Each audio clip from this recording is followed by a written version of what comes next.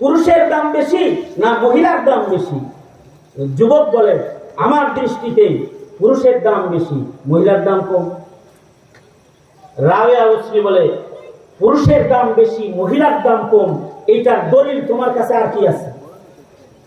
এটা একটা দলিল হলো, যেমন আপনারা ইমামতি করতে পারবেন না, আজান দিতে পারবেন না, কিয়ামত পর্যন্ত কোনো বেডি ইমামতি করতে পারছে না, ঠিক না? আজানও দিতে পারছে না। দেখছেন, ১৬ লাখ পয়গম্বর আল্লাহ তাআলা পাঠাইছে, এর একটাও বেডি মানুষ পাঠাইছে না। ১৬ লাখ নবী যা পাঠাইছে সব পুরুষ পাঠাইছে। আর রিজাল কাওয়ামুনা আলান নিসা, পুরুষকে মহিলার উপরে আল্লাহ তাআলা মর্যাদা দান করেছে। আপনি তো ঠকছেন, বেডি মানুষ হয়েছে।